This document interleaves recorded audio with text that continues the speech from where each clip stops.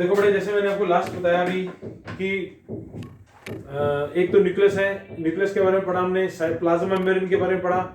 Plasma membrane selectively permeable membrane होती है, exchange होता है मटेरियल्स के अंदर, सिलेक्टिवली परमीएबल मेम्ब्रेन।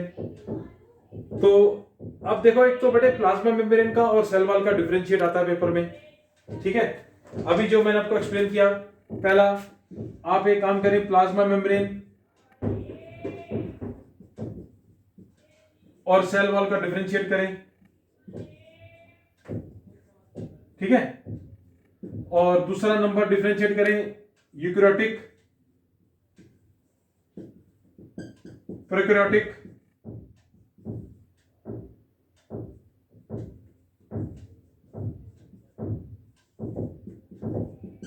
ठीक है, सेल्स। बड़े ये प्रोकैरियोट जो होते हैं वो यूनिसेलर होते हैं, सिंगल सेल, मल्टी सेलर कभी नहीं होते। यूकैरियोट्स, हम लोग यूकैरियोट्स हैं, कई तरह के प्लांट्स, कई तरह के एनिमल्स यूकैरियोट्स हैं।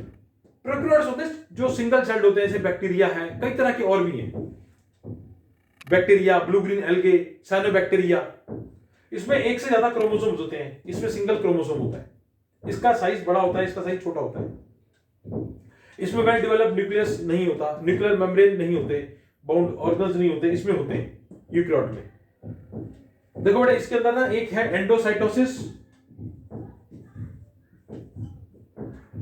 प्रोसेस है। एंडोसाइटोसिस प्रोसेस क्या है?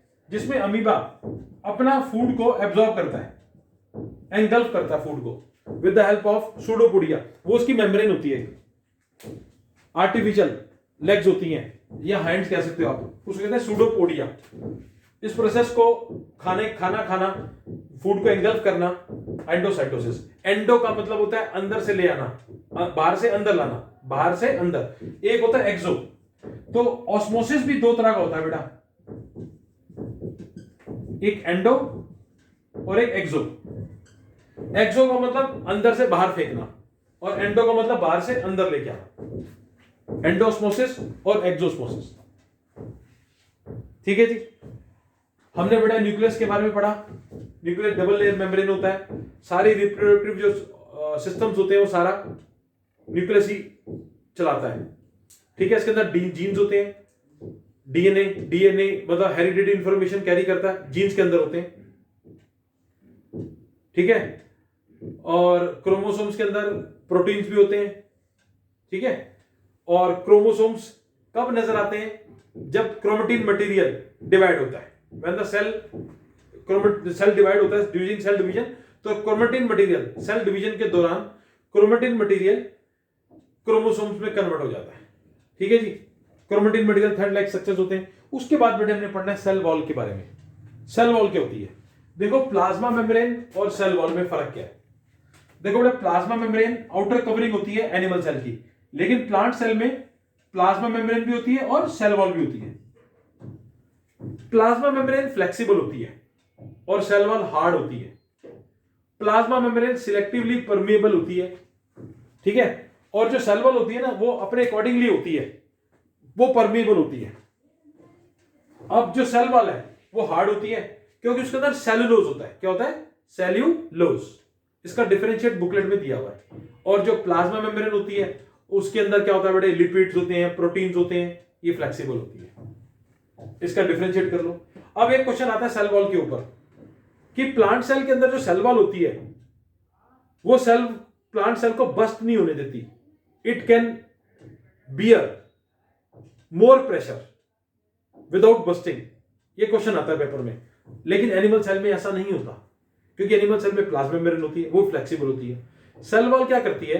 देखो एक्चुअली क्या होता है, जब प्लांट सेल के अंदर पानी जाता है अंदर, तो अंदर से ना एक प्रेशर बाहर की तरफ क्रिएट होता है, अंदर से बाहर की तरफ, और एक होता है बाहर से अंदर।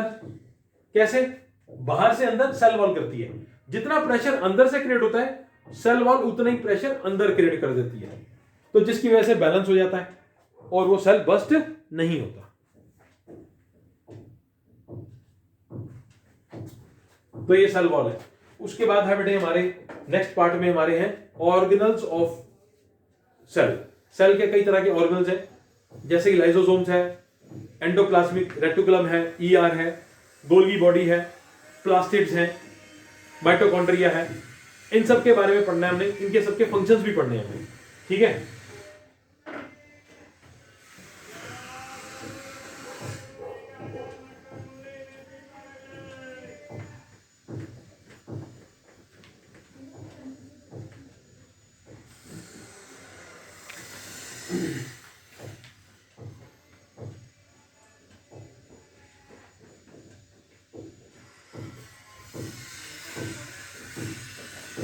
सबसे पहले बड़े पढ़ेंगे एंडोप्लाज्मिक रेटिकुलम, ईआर।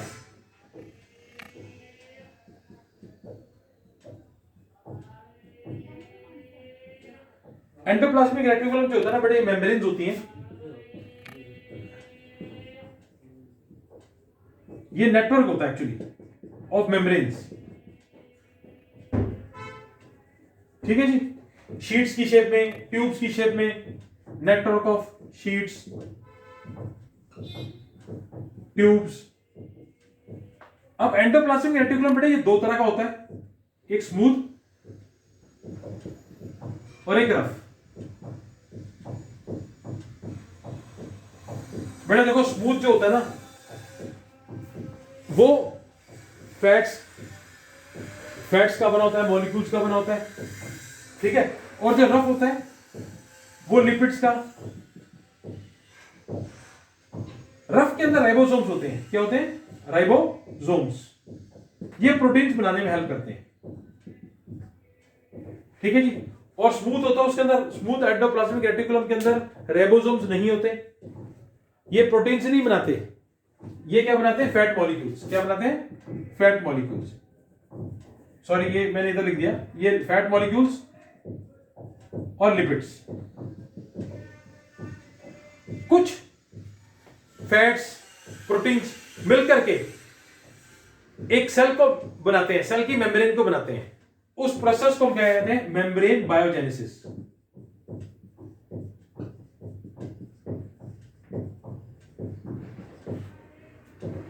कुछ फैट मॉलिक्यूल्स, लिपिड्स, प्रोटीन्स मिलकर के क्या बनाते हैं बेटा? Cell membrane. उसको कहते हैं मेम्ब्रेन बायोजेनेसिस। अच्छा बेटा, एक चीज और छोटी सी बतानी मैं भूल गया आपको, प्लाज्मोलाइसिस भी होता है एक प्रोसेस, ये भी करना है बेटा, प्लाज्मोलाइसिस। अभी मेम्ब्रेन बायोजेनेसिस से याद आ गया। प्लाज्मोलाइसिस क्या होता है? जब सेल वॉल, जो सेल लूज करता है ना वाटर को, प्लांट सेल, तो श्रिंक होती है सेल, उसको कहते हैं plasmolysis. Plasmolysis, loss of water through a plant cell.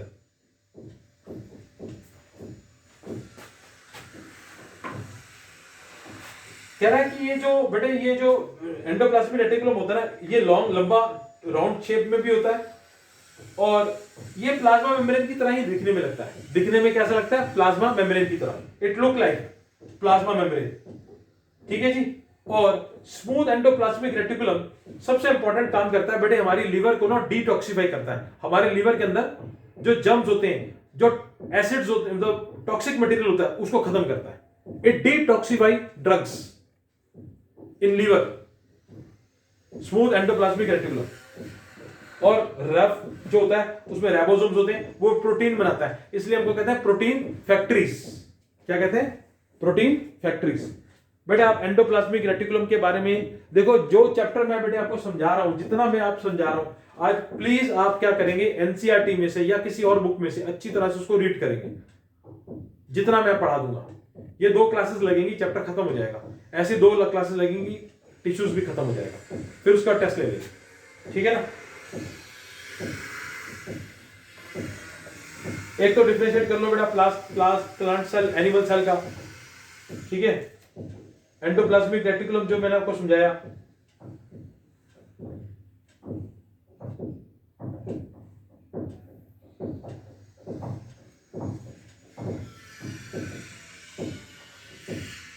Animal cell, plant cell का डायग्राम कर लो आप, आता है पेपर में।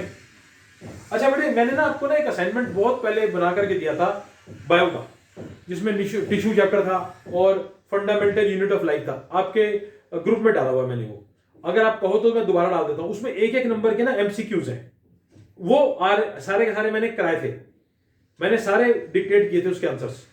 तो वो आप एक बार उनको रिवाइज कर लो, और अगर इनकेस आपके पास नहीं है तो मेरे को मैसेज कर दो, मैं दोबारा से उसको डाल देता हूं। वैसे वो आपके ग्रुप में है, ग्रुप में डले हुए हैं, एक एक नंबर के ना एमसीक्यूज हैं, ठीक है। आप एक काम करो, आज बेटे एंडोप्लाज्मिक रेटिकुलम तक कर लेते हैं, उसके बाद गोल्गी करेंगे, फिर लाइसोसोम्स करते हैं, फिर नेक्स्ट क्लास में इसको कंटिन्यू करते हैं चैप्टर को।